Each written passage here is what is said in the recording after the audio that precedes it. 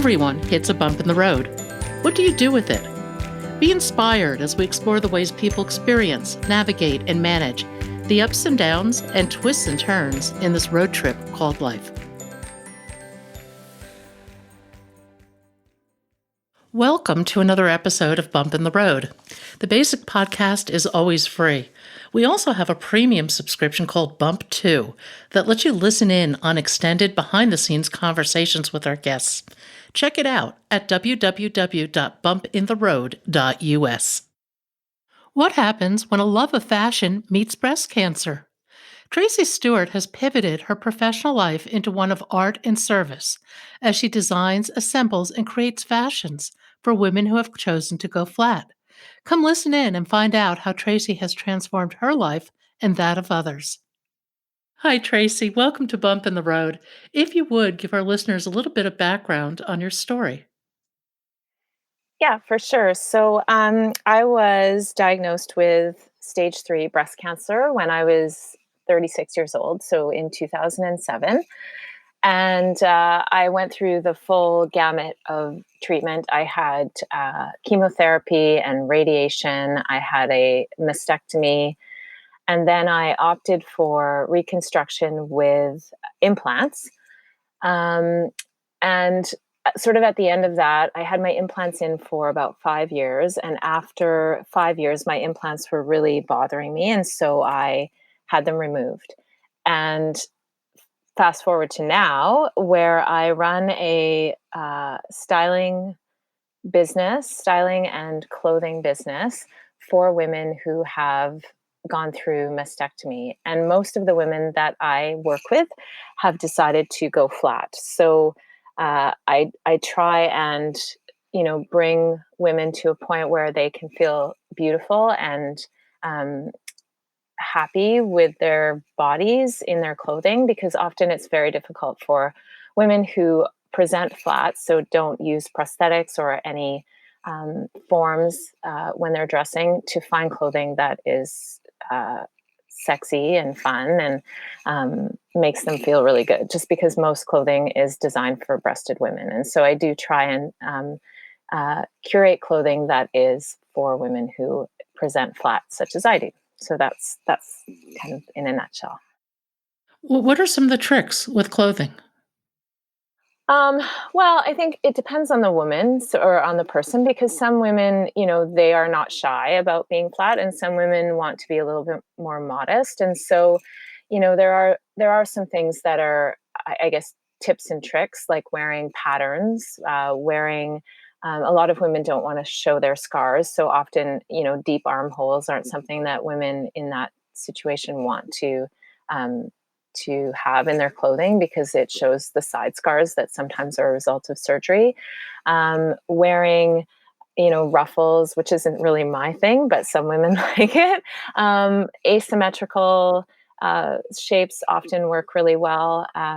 Sometimes just little details on bodices and things like that work really well. Jewelry is another thing, big accessories that draw the eye to different places. So there's lots of things that, and a lot of women, feel, I think, that people notice that they're flat, but I find that a lot of times it's not even something that registers with people.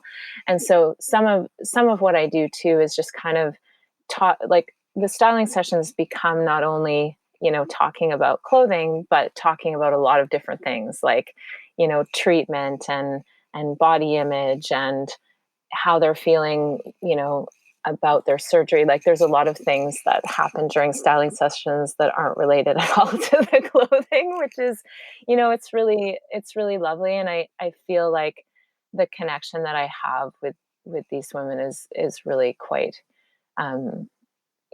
quite special, because a lot of them, they don't like to shop. They never did like to shop, even before. And also, I think that with women, there's a lot rolled into body image, even when you are a breasted woman. So, add, multiple surgeries, cancer treatment, and all of these other things on top of that, and it becomes a big ball of something. Oh, it's just a horribly difficult situation. And, most people don't realize how many women have problems with their implants over time. Yeah, it's really becoming quite, in the media, there's been a lot of talk about the recall that happened with the Allergan implants, although Allergan are still, out there talking about their product. There now is, I believe, in the US and FDA, extra warnings on implants that has come down from the FDA where people need to be aware of the side effects. Although I think, there's still, I was reading the other day that in Canada, doctors are mandated to offer implants as the first, or reconstruction as the first route, and traditional, by that I mean traditional reconstruction, as the first route that a woman should choose when they are going through treatment, or when they're at that stage in their treatment. So, it when the doctors are not presenting flat closure, as has become kind of the term now for not reconstructing.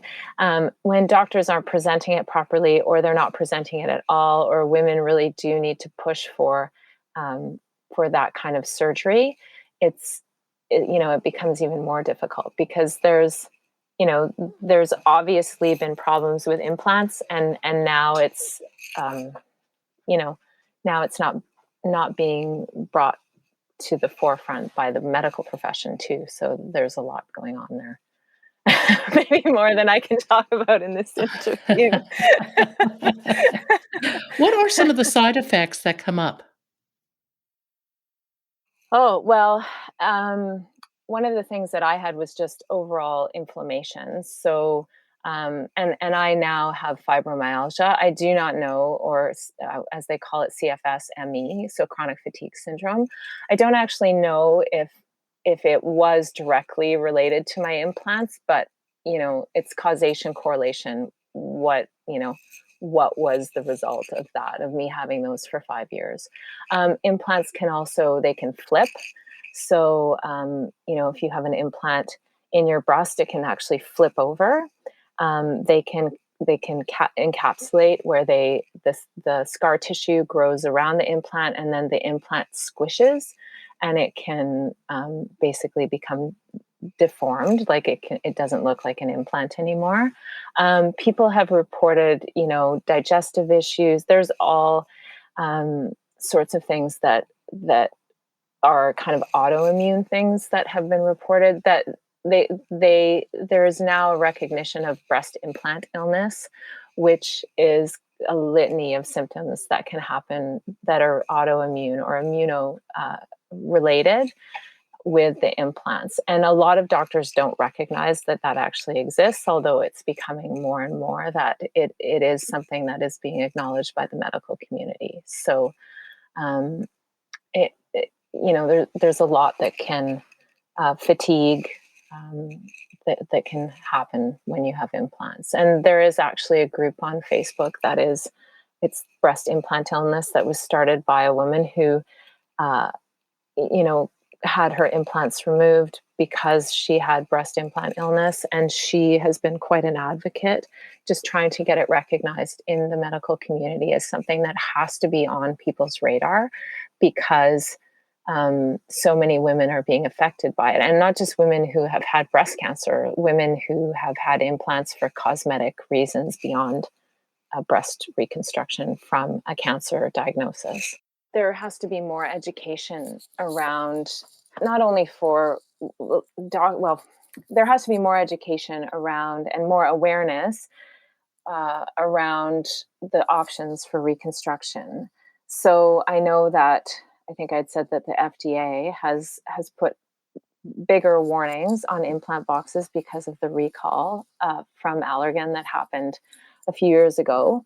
But I was just reading the other day that in Canada, that at one time, doctors were not they basically presented all options on a level playing field. And now there has been a mandate that doctors present implants or reconstruction, so whether it's like reconstruction with your own tissue or reconstruction with implants, as the first choice for women when they're going through surgery after a breast cancer diagnosis, which kind of puts flat closure or not reconstructing on the back burner. And a lot of women that I've talked to, both in the US and Canada, are never presented flat closure, or flat closure is sort of mentioned in passing, which is kind of what happened with me, where it was like, well, you could not do anything, but most people aren't happy. But the statistics say that that's actually changing. So I think sometimes the studies and the statistics are skewed because of their cohort. It's hard to say, but in Canada they say that only, like, it's under 30% of women that actually do decide on traditional reconstruction. So Oh, even though really? it's, yeah, and in the US it's somewhere around 60%. So even though they're saying reconstruct, the main narrative on the patient side is no. So there's a gap there. There's something going on there. I think that's not, you know, quite right. Now, if you opt for flat closure, can you opt for implants later on? Well, yeah, that's the thing, is that if you do have a good aesthetic flat closure where, they take all of the tissue and make everything sort of tight and really nicely flat, then you have basically closed that door for any kind of reconstruction, any kind of tissue or implant reconstruction in the future.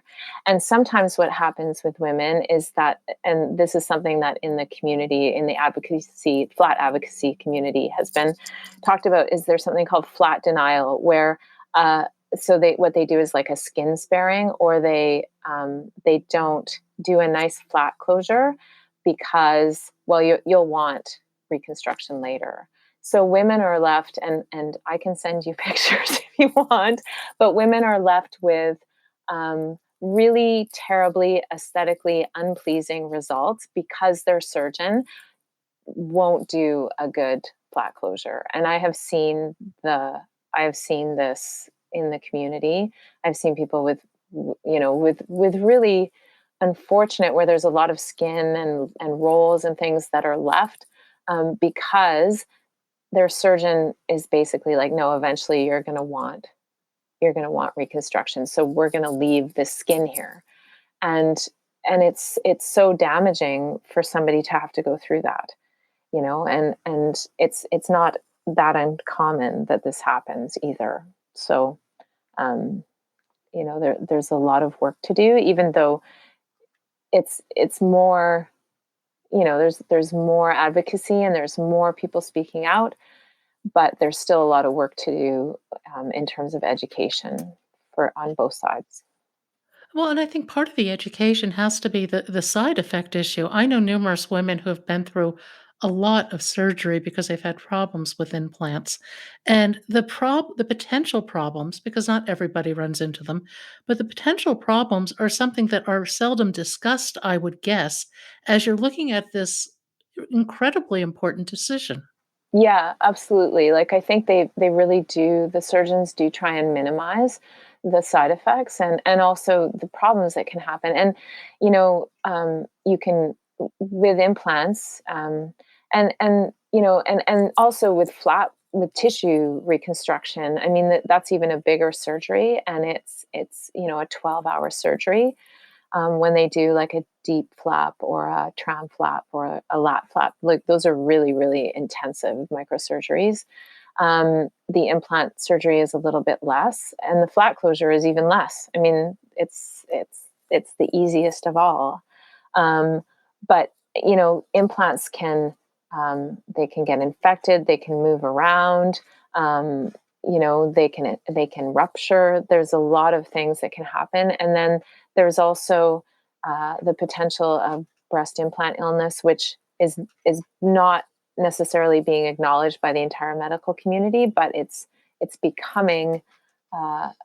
There's starting to be a lot of literature about autoimmune issues that happen because of having implants. And there are women and people that aren't just cancer patients who, are on this fight as well in terms of the safety and the education around the safety of implants and making sure that people are aware that you're putting these things in your body. And then not only, Allergan had a recall a few years ago, and they've found that the implants cause a certain very specific kind of rare cancer. And so, a lot of people want to get their implants removed because of the potential of this cancer. And then there's a whole bunch of stuff around that where it's not considered a medical reason to remove implants. And in Canada, our medical system is very different than yours. But so some women here are really fighting to get their implants out because they're afraid that it could potentially lead to this cancer. So it's a it's a big ball of wax. You were diagnosed relatively young at only 36 years old. What was that like? Well, well, it was a surprise. I wasn't. I mean, I don't think anybody is ever prepared for it, and I think, my doctor, my primary physician, when I found the lump, she actually, and I was worried about it. She said, "Well, you're too young to have cancer, to have breast cancer." And my grandmother died of breast cancer, and she was 50. And so, I was kind of like, well, it's in my family. And my doctor said, well, you have fibrocystic breasts, and that's probably what it is. And I said, I need to go for a mammogram. And she said, don't worry about it. So again, there's like, more medical, I don't know, I call it medical gaslighting, where, you're trying to convince your doctor that something is wrong or that you want something. Um, and so I went to the Women's Health Center in the city that I lived in, and it's sort of like a walk-in emergency type clinic. And the surgeon, there was a surgeon there. He was a general surgeon, but he did breast surgery. That was cancer, like mastectomy surgery. That was sort of his specialty. And he was the one that examined me, and he found the lump. And then he found lumps in my arm as well. So under my arm. So they sent me for a biopsy like that week, and I was in surgery within a month. Uh, and it's sort of a whirlwind. Like you almost don't remember. I almost don't remember. And I was really fit. I used to be a speed skater, and I played roller derby for 12 years. And I was really a active, healthy, fit young woman by all accounts. And so it was really a shock. And in some ways, because of my family history, I kind of was able to process it, because it's like, oh, well, this makes sense, right? But it wasn't easy. I was really lucky. I had a lot of support. And I skated all through my treatment. I just wasn't, and I worked all through my treatment. I was working as an entertainment publicist at the time, which is a really very demanding job. And, but I wasn't going to let it slow me down. I guess I just wanted to power through it. And in some ways, I wish I'd taken a little bit more me time, because I sort of, at the end of it, I really suffered it was almost like a PTSD thing where I just crashed at the end. But um, I just sort of had to deal with it the way I dealt with it, right? So, I mean, the body image is a huge thing for all of us, and particularly for women. mhm. After treatment, how do you feel about that? And obviously now that's something that allows you to really relate to your clientele, but it can't be easy going through that. No, and that's one of the reasons that I do what I do, because I think it's so important for people to be gentle with themselves.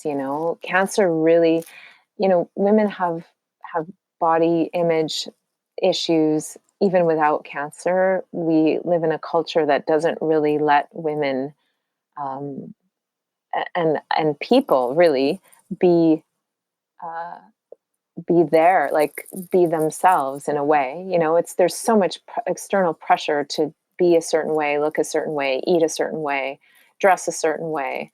And so, you add a cancer treatment onto that, and then what happens after and during, and it's a lot. And cancer really, people think, oh well, there's this image of this the cancer patient as this gaunt, thin, uh, person, whereas breast cancer treatment, for most women, you gain weight, you lose your hair, you and you sort of feel like an alien in your body. You just don't feel at all like yourself. And so, um, it's so important for people to be, because you've been through a lot. Like it's there's so much with treatment. You think about what the chemotherapy drugs alone do to you, and then there's all of the stuff afterwards. Like a lot of women are on tamoxifen, a lot of women have to take, hormonal therapy after. There's so many things that happen beyond just the chemotherapy and the radiation that happen after, and then the surgeries and multiple surgeries often.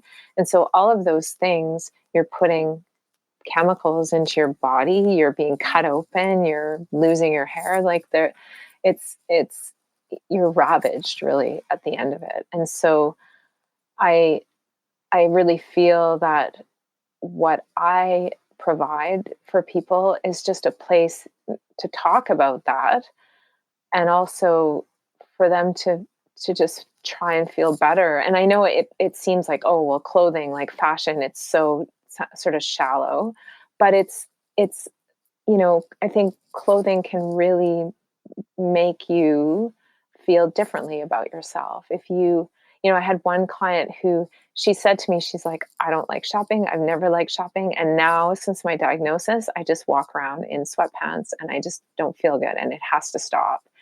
And so I shopped for her, and and she lives in Arkansas. Like I live in Vancouver, Canada, and she's in Arkansas. And I shopped for her, and all of the clothing fit her. And she sent me like selfie photos, and she was so happy. And she just said, like, I was almost scared to open the box. She said, I let it sit there for like 2 days because I just didn't want to, I didn't want to open it. And when she put on the clothes, she just said, I feel like I can go out and do things and sort of be in the world again. And like, that's, you know, to me, like I almost am going to start crying, but like to me, that's so powerful. And it's something that when I started this, I didn't really think through that, like, the impact that I was going to have on people. And so it just feels so good to me to be able to kind of work with people and help them to get, take even a small step, right? Even if it's just, oh well, I can go grocery shopping now, I feel okay, right? So um yeah, it's important. I think anything that makes you feel good matters, whether it's a massage or clothing. And clothing, it may be a little external. One might argue, I don't agree, but one might argue it's a little frivolous, but it's not, because it goes to your identity. It goes to how you feel about yourself. And if it makes you happy, I think being happy is so important. Hmm. Yeah, I agree. I think that it can, and I'm not peddling high fashion. I'm not, because high fashion is a fantasy. Like I want people to feel comfortable. And one of the things too that happens, after surgery is that, um, your skin is more sensitive, especially in the area where you had surgery, and your scars stay sensitive for a very, very long time. Um, so you know, that's another consideration to make with clothing, is that it has to be, you know, soft and comfy for some people. So I think, yeah, I mean, it really does make a difference in how you feel. A lot of women going through this must feel terribly isolated. Yes, and that, some of the women that I work with, they're in very small communities, where they don't have a lot of support. The only support they may have is their partner. Some of them don't have a partner that they can even rely on for support. And then some people, I think, when, for instance, if I work with a woman that is has gone flat, um, sometimes she doesn't even have the support from her partner, depending, because there's a lot wrapped up in that as well. And so it can be incredibly isolating depending on the circumstance that you're in. And then even if you do have a good network of support, it's so hard for people to understand what you're going through, even if if they haven't been through cancer themselves. It's sometimes, there's some projecting of things. Like I when I was in treatment, my dad would, when I would go to chemotherapy, he would always ask me how my physio was going. So he was like sort of in a place of denial,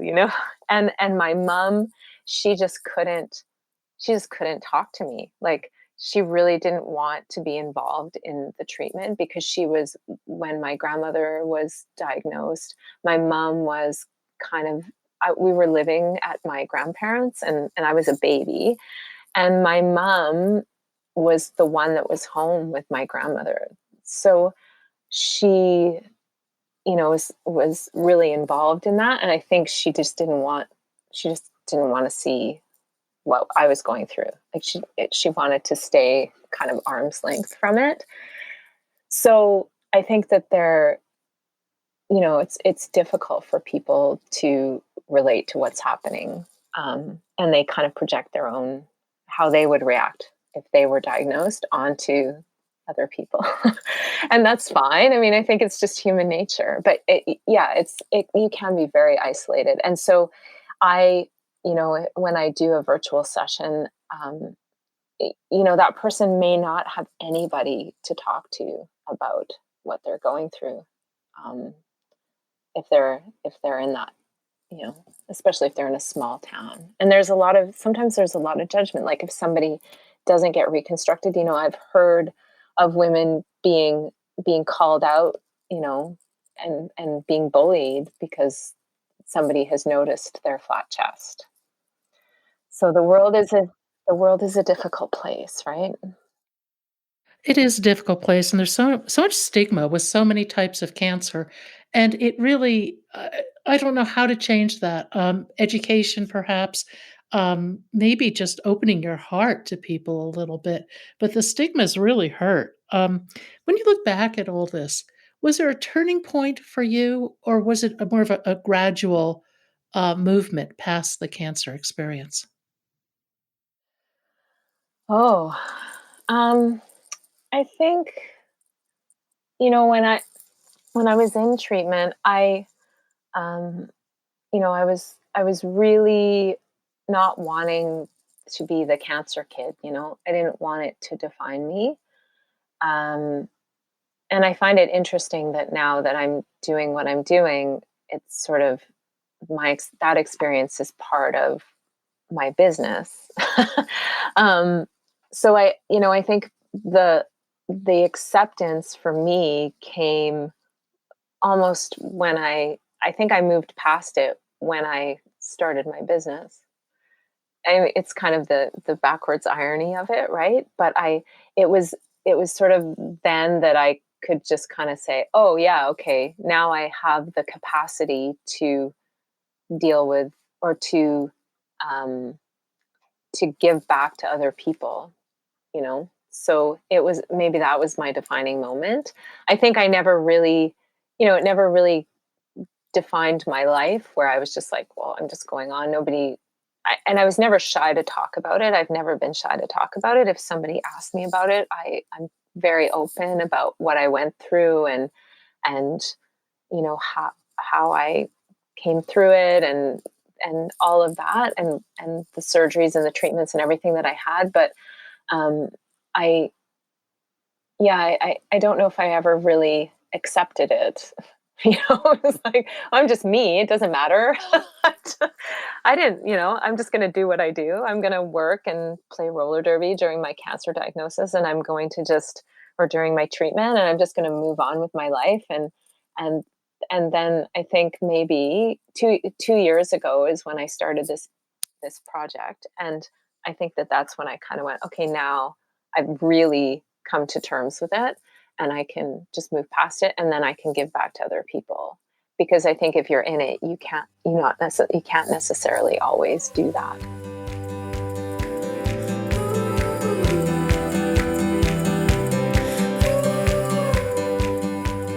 Thank you for joining us today.